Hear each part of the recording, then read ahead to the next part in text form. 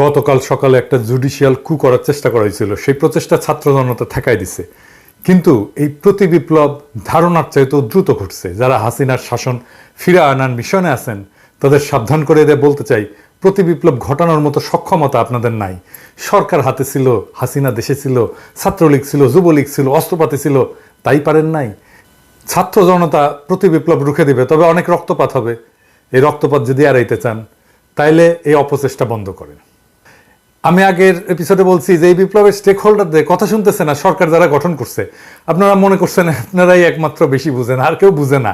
এই আত্মম্ভরিতায় আজকের আপনাদের জুডিশিয়াল কুয়ের মুখে দাঁড় করাইছিল। আমি জনগণকে আহ্বান জানাবো, ইন্ডিয়ার বসানো পতিত সরকারের রাষ্ট্রপতি এবং সেনা নেতৃত্বের কার্যকলাপের প্রতি কড়া নজর রাখেন। কোনো পাবলিক হিয়ারিং প্রকাশ্যে জনগণের মধ্যে যাচাই বাছাই ছাড়া বিপ্লবের অংশীজন, সমর্থক এবং অংশগ্রহণকারী রাজনৈতিক দলসমূহ যারা অন্তর্বর্তীকালীন সরকারের রাজনৈতিক বৈধতা এবং ন্যায্যতা সরবরাহ করছেন তাদের সকলের সাথে পরামর্শ করে আপিল বিভাগের নতুন বিচারপতিদের নিয়োগ করেন। এর অন্যথা করলে বৈধতার সংকটে পড়বেন এবং গণ অভ্যুত্থানের মিত্র পক্ষসমূহের মধ্যে বিভক্তির দায়ে অভিযুক্ত হবেন। ইন্ডিয়ার বসানো পতিত সরকারের রাষ্ট্রপতি এবং সেনা নেতৃত্বের বশ্যতা স্বীকার করে অন্তর্বর্তীকালীন সরকারের পরিচালনার পথে যারা ডক্টর মোহাম্মদ ইউনূসকে ঠেলে দিচ্ছেন তাদেরকে কোণঠাসা করে ফেলেন। আশা করি বিচার বিভাগ নিয়ন্ত্রণকারী দস্যুদের আজকের কুপ্রচেষ্টা ব্যর্থ হওয়ার পর আপনাদের হুঁশ ফিরবে, সজাগ এবং সচেতন হবেন। যারা রাস্তায় আছেন, গণ অভ্যুত্থানকারী সংস্থার কেন্দ্রে যারা নীতি নির্ধারণ, কৌশল প্রণয়ন এবং সমন্বয় করতেছেন তাদের বলবো, আপাতত বিজয়ের আনন্দে আত্মহারা না হইয়া দ্রুত রাষ্ট্র পরিচালনার গুরুত্বপূর্ণ চ্যালেঞ্জসমূহ চিহ্নিত করে তা মোকাবেলার কাজে মনোযোগী হন। প্রতি বিপ্লব ঠেকানোই এখনকার প্রথম কাজ। আমি আগের ভিডিওতে বলছি, দেশে এখন কোনো বিরোধী দল নাই। সুতরাং আমরা যারা বাংলাদেশের দ্বিতীয় স্বাধীনতা সংগ্রামে ভূমিকা রাখছি তারাই বিরোধী দলের কাজটা করব। এটা আমরা করব কয়েকটা জরুরি কারণে। কি কি কারণে?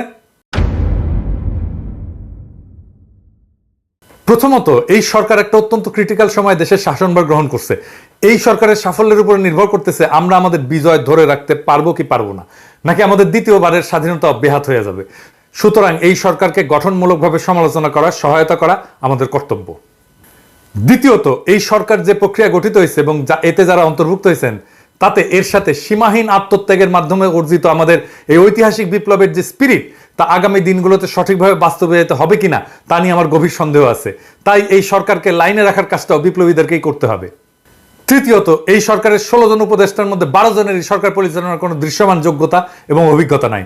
এরা নিশ্চিতভাবে মেস আপ করবেন। তাদের ভুল এবং ব্যর্থতা নির্দেশ করা একটা অতি গুরুত্বপূর্ণ কাজ। বাংলাদেশের মিডিয়া যদি বিশ্বাসযোগ্য হতো তাহলে এই কাজটা তারাই করতে পারতেন। কিন্তু ফ্যাসিস্ট আমলে আমরা আমাদের মিডিয়ার যে দাসসুলভ এবং অনেক ক্ষেত্রে গণবিরোধী ভূমিকা দেখছি তাতে এদের উপরে বিন্দুমাত্র আস্থা রাখা যায় না। তাছাড়া এই মিডিয়া হাউসগুলোর মালিকেরা প্রায় সব ক্ষেত্রেই পলাতক গণখনি হাসিনার অনুগ্রহপ্রাপ্ত, চরম অসৎ, দুর্নীতিগ্রস্ত, লুটেরা ব্যবসায়িক গোষ্ঠী। এরা সুযোগ পেলে বিপ্লবকে ব্যর্থ করে দেওয়ার চেষ্টা করবে। চতুর্থত, এই সরকার ভুল করলে বা ব্যর্থ হলে পরাজিত ফ্যাসিস্ট শক্তি এবং তার ভারতীয় পৃষ্ঠপোষকেরা তার পুরো সুযোগ নিয়ে আবার ঢুকে পড়ার চেষ্টা করবে। ইতিমধ্যে ভারত সরকার ইউনূস সরকারের প্রতি গভীর নেতিবাচক মনোভাব দেখাইছে। ঢাকায় নিযুক্ত ভারতীয় হাইকমিশনার অন্তর্বর্তীকালীন সরকারের শপথ গ্রহণ অনুষ্ঠানে আসেন নাই। ভারতের মিডিয়াতে আমাদের দ্বিতীয় স্বাধীনতা নিয়ে ব্যাপক নেতিবাচক এবং উস্কানিমূলক প্রচার চালানো হচ্ছে। আমি এই প্রসঙ্গে আবার পরে আসবো। সুতরাং ভারত যে তার হারানো উপনিবেশ ফিরে পাওয়ার জন্য সুযোগের অপেক্ষায় আছে তা আমরা ইতিমধ্যেই ভালোভাবে উপলব্ধি করতে পারছি।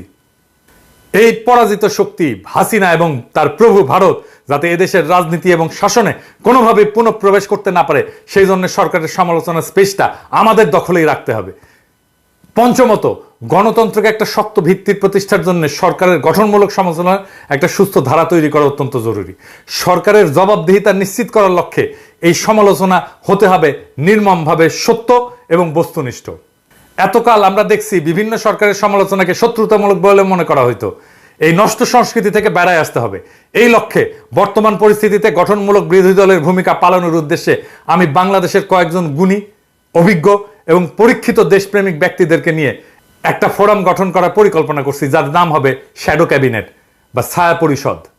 বিভিন্ন গণতান্ত্রিক দেশে এই ধরনের ব্যবস্থা আছে। এই পরিষদ দেশের প্রধান প্রধান ইস্যুর উপরে আমরা কি কি নীতি ব্যবস্থা নিতে পারি তা নিয়ে প্রকাশ্যে আলোচনা করব, জনগণকে সম্পৃক্ত করব, সরকারকে লাইনে রাখার চেষ্টা করব এবং সর্বোপরি আমাদের দ্বিতীয় স্বাধীনতা যাতে ব্যর্থ বা বেহাত হয়ে না যায় তার সর্বাত্মক চেষ্টা করব। একই সাথে আমরা দেশের এবং জাতির বিরুদ্ধে আমাদের গণতান্ত্রিক অধিকার এবং সকল প্রকার মানবাধিকার এবং আমাদের স্বাধীনতা, সার্বভৌমত্ব এবং আঞ্চলিক অখণ্ডতা এবং জাতীয় মর্যাদার বিরুদ্ধে যে কোনো কনস্পিরেসি, যে কোনো ষড়যন্ত্রের বিরুদ্ধে জনগণকে অবহিত রাখবো, যাতে তারা এই সমস্ত অশুভ চক্রান্ত ব্যর্থ করে দিতে পারেন। আমি আশা করব প্রফেসর ইউনূস আমাদের এই ভূমিকা ইতিবাচকভাবে এবং গুরুত্বের সাথে গ্রহণ করবেন। এই কথাটা আমি বলতেছি এই কারণেই যে প্রফেসর ইউনূসের একটা কথায় আমার কিন্তু খটকা লাগছে। স্যার, আপনি কিছু মনে করেন না, আমি এটা বলতাম না, কিন্তু আমি এটা বলতে বাধ্য হইতেছি। আপনি বলছেন যে এখন থেকে আপনার কথা শুনতে হবে। না স্যার, আপনাকে বরং আমাদের কথা শুনতে হবে, জনগণের কথা শুনতে হবে। মনে রাখবেন, এই বিপ্লবের নায়ক কিন্তু আপনি না। আমরা যা বলবো সেটা সত্যি ভেবেই বলবো। আপনি প্রথমে এয়ারপোর্টে এই কথা বলছেন, কিন্তু আমার কথা শুনতে হবে, এটা স্বৈরাচারের কণ্ঠস্বর স্যার। আমরা এটা নিয়ে সঙ্গত কারণে কথা বলিনি, কিন্তু এইটা ভাবেন না স্যার যে আমরা এটা লক্ষ্য করিনি। আমরা লক্ষ্য করছি এবং নোট রাখছি।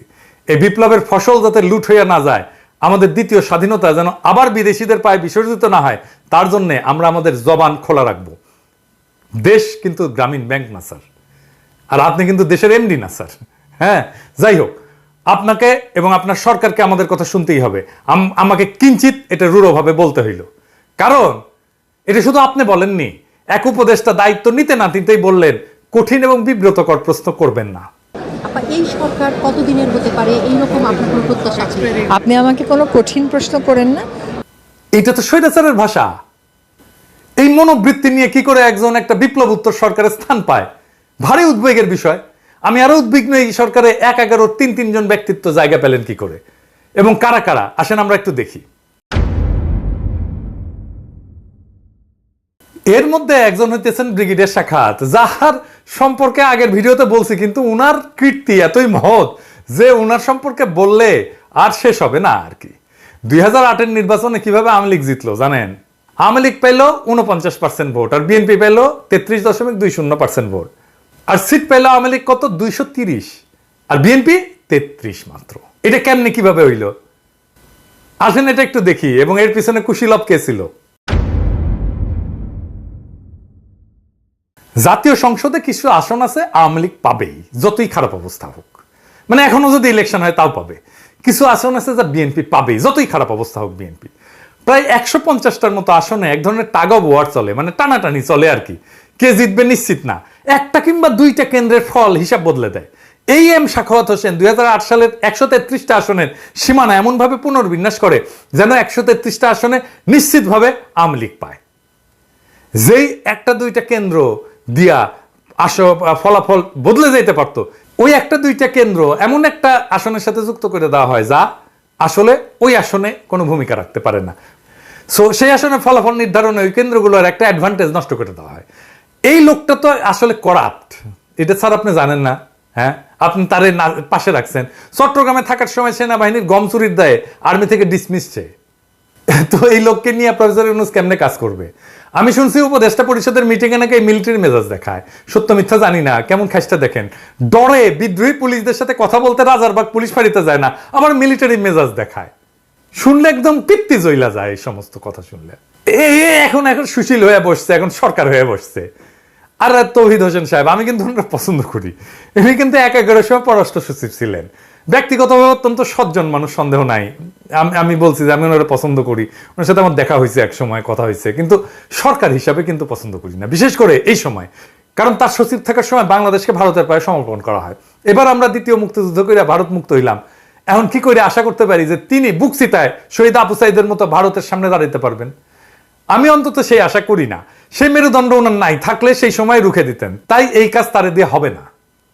আর 111 আর এক কুশীলা বলে হাসান আরিফ, এর আমলে 3 মাসের তত্ত্বাবধায়ক সরকারকে টেনে টুনে 2 বছর মেয়াদি করা হয়, যার ফল আমরা 16 বছর ধরে মর্মে উপলব্ধি করতেছি। কে 2 বছর মেয়াদি করার কাজটা করছে? উনি। এই সরকারের প্রত্যেক মানুষকে হইতে হবে দক্ষ বিপ্লবের চেতনাবাহী এবং সাহসী এবং হৃদয়বান। হাসান আরিফ তার পুত্রবধূকে 9 মাসের অন্তঃসত্ত্বা অবস্থায় জেলে পাঠাইছিলেন। জেলেই মহিলার বাচ্চা হয়েছে। আপনার যত বড় শত্রু হোক না কেন, 9 মাসের অন্তঃসত্ত্বা নারীকে আপনি জেলে পাঠাইতে পারেন?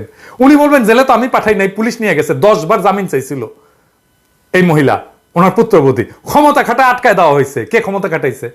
2 বছরের মাসুম বাচ্চাকে মায়ের কাছ থেকে সরায় রাখা হয়েছে। উনি তো বাসার মানুষকে আগে দেখবেন, দেশের মানুষের প্রতি ন্যায় উনি কেমনে করবেন? নিজের বাসা ঠিক রাখতে পারে না, আর দেশের প্রতি দায়িত্ব পালন করতে আসছেন। এই সমস্ত বালের আলাপ দিয়েন না তো আমার সাথে।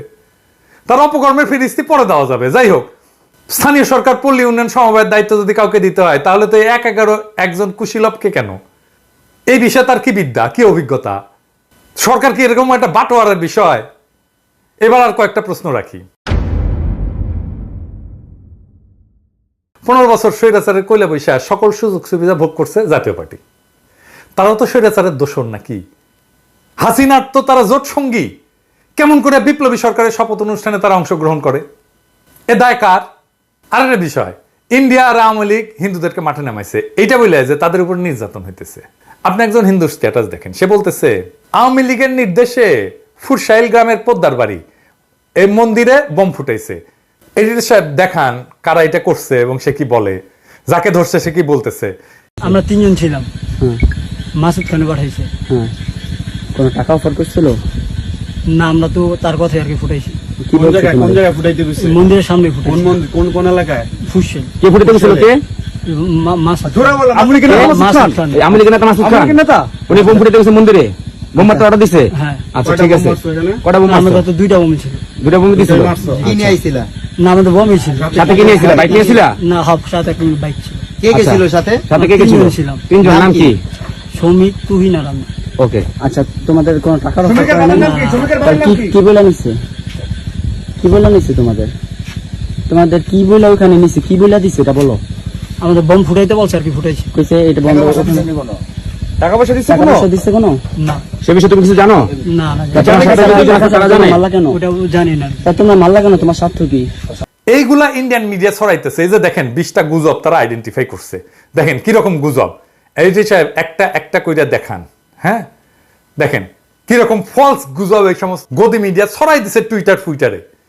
ইন্ডিয়ারে বলতেছি, নিজের দেশে সংখ্যালঘুর নিরাপত্তা নিয়ে বিচলিত হন, বাংলাদেশ নিয়ে বিচলিত হইয়ার না। এমনিতে তো আমসালা দুইটাই গেছে। বাংলাদেশের সাথে সম্পর্ক আরো নষ্ট করতে না চাইলে থামেন এইবার। বাংলাদেশের হিন্দুদের নিজের রাজনৈতিক কৌশল বাস্তবায়নে ঘুঁটি বানাইবেন না। পাসারসা আমরা কিন্তু তুলে দেবো একেবারে। আওয়ামী লীগ নেতারা 300 দুষ্কৃতিকারীদের ভাড়া করছে ডাকাতি করার জন্য, ঢাকায় এসে ডাকাতি করতেছে, অবিশ্বাস্য। তো হিন্দু ভাইরা একটু শুনেন, হাসিনার শাসনকে ফিরে আনার জন্য হিন্দু নির্যাতনের কাঠ খেলবেন না। এই অস্থির সময়ে দুর্বৃত্তরা সুযোগ নেয়। আওয়ামী লীগের মুসলমান নেতারা মাইর খায় নাই, বিভৎসভাবে মাইর খাইছে, মারা গেছে, বাড়ি ঘরদোর পুরাই দিছে, দেয় নাই? কত বড় বড় নেতাদের বাড়ি ঘর, শেখ মুজিবের 32 নম্বর পুরাই দিছে। আমি বলছি কোথায় কোথায় যোগাযোগ করতে হবে নিরাপত্তার জন্য। আপনাদের বাসস্থান মন্দির পাহারা দেওয়া হয়েছে না? হয়েছে তো, আরো হবে। কিন্তু এটাকে ইস্যু বানায় বিপ্লব বানচালের চেষ্টা করবেন না, আপনাদের দোহাই লাগে। এইটা আনম্যানেজেবল পর্যায়ে চলে যেতে পারে। কিন্তু আপনাদের সাবধান করে দিচ্ছি, সতর্ক করে দিচ্ছি।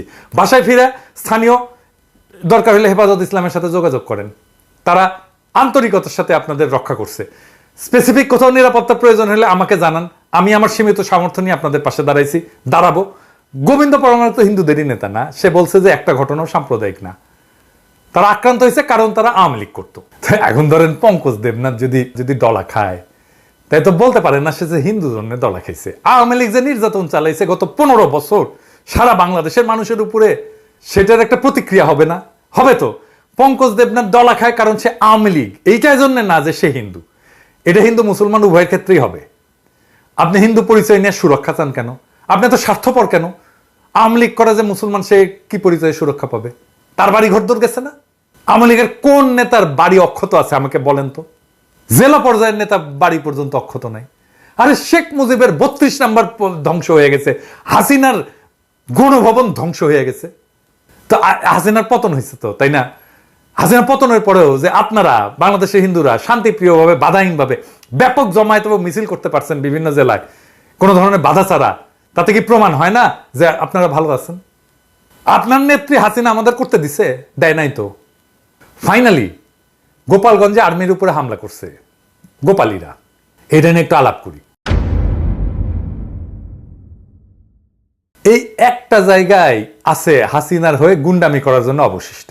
মানে এই যে ব্রুট ফোর্স, এটা অ্যাপ্লাই না করে সহজেই গোপালী ঝামেলা ট্যাকেল করা যায়।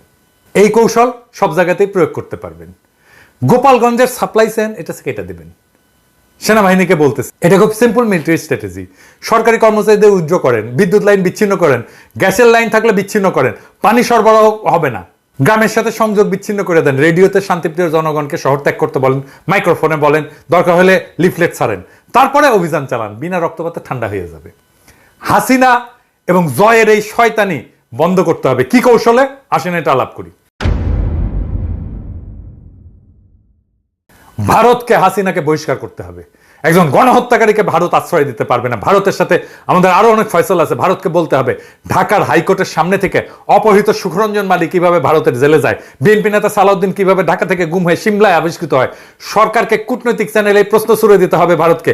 ভারতকে শান্তিতে থাকতে দিবেন না। ভারতকে শান্তিতে থাকতে দিবেন তো সে শয়তানি কন্টিনিউ করবে। জাতিসংঘে অভিযোগ দিতে হবে বাংলাদেশের রাজনীতিতে কেন হস্তক্ষেপ করছে ভারত, প্রমাণ আছে তো। ভারতের সাথে সমস্ত চুক্তি প্রকাশিত করতে হবে, যে চুক্তিগুলো বাতিলযোগ্য সেইগুলো অবিলম্বে বাতিল করার জন্য সরকারকে ব্যবস্থা নিতে হবে। জব পারমিট ছাড়া যারা বাংলাদেশে কাজ করতেছে ভারতীয়, তাদেরকে গ্রেপ্তার করতে হবে। এভার কেয়ার সহ যে সমস্ত হাসপাতালে ইন্ডিয়ান ডাক্তার আছে তাদেরকে তাড়াইতে হবে এবং গ্রেপ্তার করতে হবে, কারণ তারা আইন ভাঙছে। আইন কিভাবে ভাঙছে আসেন বলে দিচ্ছি। বাংলাদেশের আইন অনুসারে বিদেশি ডাক্তার টেম্পোরারি রেজিস্ট্রেশন পায়, কিন্তু রুগী দেখতে পারবে না। একটা ক্ষেত্রে পারবে, যদি স্থানীয় ডাক্তারকে প্রশিক্ষণ দেয়। এরা প্রশিক্ষণের কথা বলে ধুমসে রুগী দেখতেছে, এটা তো কোনো প্রশিক্ষণ দিচ্ছে না, তাই না? বসে রুগী দেখতেছে, এটা পারে না, এটা আইন বিরুদ্ধ কাজ। এই আইন বিরুদ্ধ কাজ করার জন্য এদের প্রত্যেককে গ্রেপ্তার করতে হবে। হাসিনারে শান্তিতে থাকতে দিচ্ছেন জন্য সে শয়তানি করতেছে। হাসিনার বিরুদ্ধে আইসিসিতে আয়নাঘর নিয়ে এখনই মামলা করেন, আর এই আন্দোলনের সময় যে গণহত্যা হয়েছে তার তদন্তের জন্য জাতিসংঘকে আহ্বান জানায়। বাংলাদেশের কোনো ইনস্টিটিউট নাই এটা তদন্ত করতে পারে। আরে পুলিশ, ও তো ভয়ে আসতেছে না, ও কি করবে? আর এই জুডিশিয়ারি দেখছেন কি অবস্থা, সব ঠান্ডা হয়ে যাবে। জাতিসংঘকে আহ্বান জানান, জাতিসংঘ যখন এটা তদন্ত করতে আসবে। হাসিনা নাশকতার নির্দেশ না দিয়ে আবার গর্তে ঢুকবে। ইন্ডিয়ার হাসিনাকে দৌড়ের উপরে রাখেন, বাংলাদেশ ঠান্ডা থাকবে, বিপ্লব রক্ষা পাবে। প্রতি বিপ্লব করা একদম হান্দায় দেওয়া হবে। ইনকিলাব জিন্দাবাদ।